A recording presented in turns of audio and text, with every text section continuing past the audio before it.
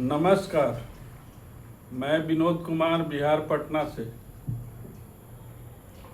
बहुत दिनों से मन में उत्सुकता थी कि मैं भी माता रुक्मिणी के बारे में कुछ चर्चा करूं, लोगों को सुनाऊं। जितना मुझे ज्ञान है, जितना मैंने अध्ययन किया है, उसके अनुसार जो जानकारी है वो लोगों को बताऊं। तो चलते हैं विदर्भ। विदर्भ राजमहल में चहल पहल थी, चारों तरफ खुशियां थी। राजा भीष्मक नित्य की तरह उस दिन भी स्नान करने गए समुद्र में और सूर्य को अर्घ्य दे रहे थे। इतने में देखा कि एक हजारों पंखुड़ियों वाले कमल बहता हुआ उनके ओर आ रहा है। उन्होंने मुड़ करके देखा तो उसमें से प्रकाश निकल रही थी। नजदीक आया तो वह कमल पर एक बॉक्स रखा हुआ था।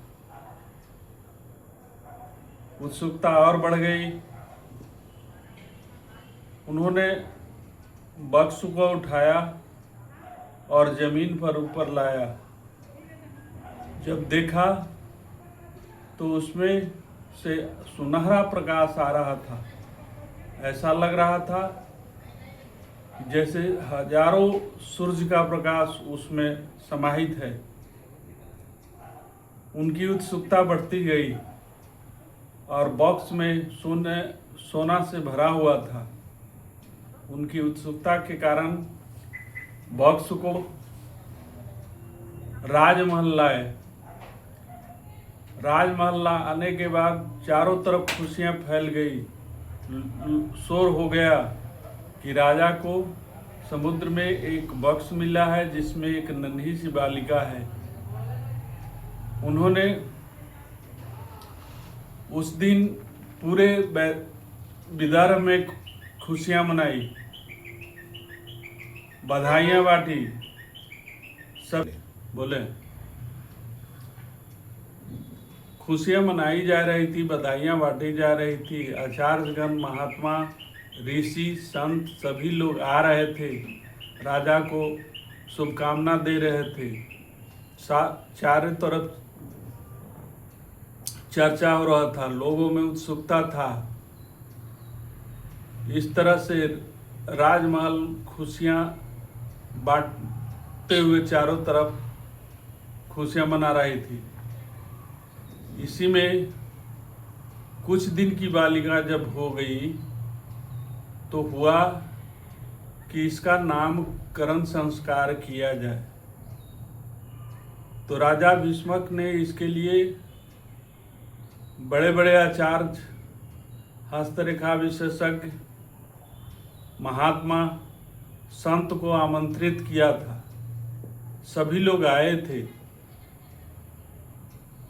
और सब लोगों के सलाह से यह तय हुआ कि चूंकि बॉक्स में सोना भी था और उसकी चमक, बालिका की चमक, उसकी जो सोने से प्रकाश आ रही थी, इसलिए उसका नाम रुक्म से होगा। तो उसकी नाम रुक्मिणी रखा गया। सभी लोग खुश थे। चलिए, रुक्मिणी के नाम आज हो गया। सब लोग खुशियां मना रहे थे, चारों तरफ बधाइयां बांटी जा रही थी। उसके बाद धीरे धीरे आचार्य लोग चले गए, महात्मा लोग चले गए। कुछ दिनों के बाद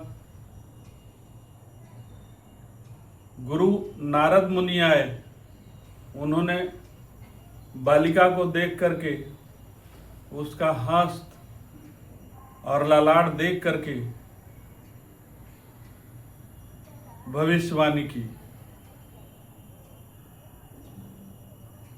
कि इसका शादी तो ब्रह्मांड नायक के साथ होगा।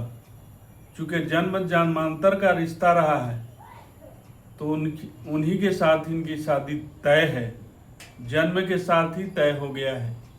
इसलिए आप निश्चिंत रहिए, इसकी शादी के लिए कभी आपको चिंतित रहने की आवश्यकता नहीं है। इस तरह से नारद मुनि ने जो बात कही, महाराज भीष्मक को बहुत अच्छा लगा। घर के सभी लोग खुश थे, उनकी माता भी खुश थी, और इस तरह से नारद मुनि चले गए। बाद में फिर हम एक वीडियो बनाएंगे